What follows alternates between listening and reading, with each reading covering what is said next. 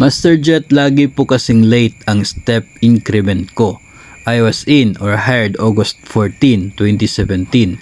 First step increment ko po was February 2020. Then second step increment ko naman po. Until now, hindi pa dumating. Sa 2018 and 2019 po, maternity leave po. That years, sunod-sunod na year, ako nagka-maternity na leave. Nung tayo po ay nakipag-usap sa sender na ito, sinabi po niya hindi po February 2020 no yung first increment niya, kundi February 2021. Kasi nagtaka po tayo, tinanong ko po siya kung sigurado siya sa February 2020 kasi below 3 years yon from August 14, 2017. So sinabi niya February 2021 pala yung first increment niya. So ngayon inaasahan niya siguro na last August kung kailan siya ay nag 6 years na sa serbisyo ay dapat nakapag step 3 na siya, no? Pero hindi daw dumating. So titignan po natin yung circumstances na nangyari from August 14, 2017 to August 14, 2020, no? Nagkaroon siya ng dalawang maternity leave, 2018 at 2019. Sunod-sunod, every year meron siya maternity leave.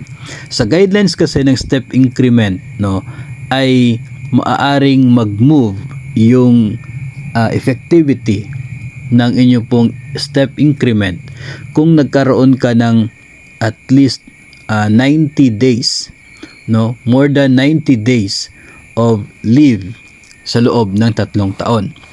So na-hire itong ating sender ng August 2017. Kung from that day hanggang August 2020 wala siyang or yung kanyang leave ay hindi umabot ng 90 days, so nag-effect na last August 2020 yung first step niya, no, step 2. So dapat nitong August 2023 step 3 na siya. Pero dahil nagkaroon siya ng dalawang maternity leave within that 3 years period, 2018 at 2019 on maternity leave yung ating sender. So dahil dyan sumobra na siya sa 90 days na limit ng leave of absence with or without pay sa loob ng 3 taon.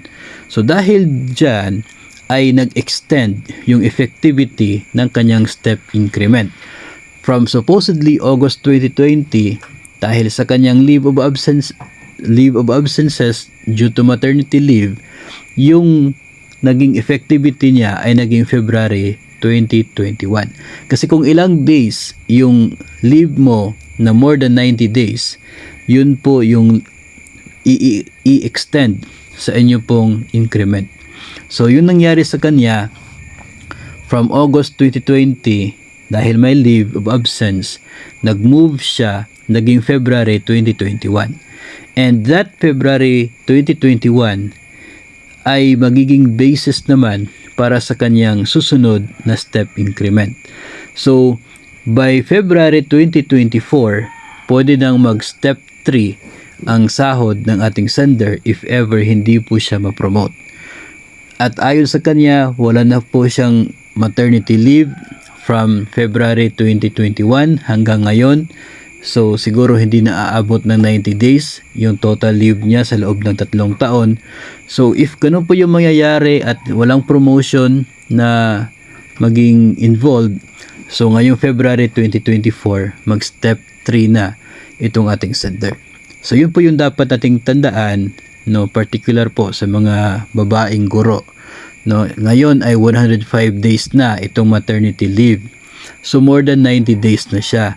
So kahit one time ka lang nag-avail ng maternity leave na 105 days, you are sure na yung susunod mong step increment ay hindi na makabatay doon sa date ng yung previous step increment, no, kasi mag-move na yung kanyang effectivity, no, dahil po sa inyong nangyari na maternity leave. Pero darating naman talaga yung step increment na yon after ng period na extension po niya dulot ng inyo pong leave of absence. So sana po ay may napulot po tayong impormasyon mula po sa sitwasyon na ito na pinaabot ng ating sender.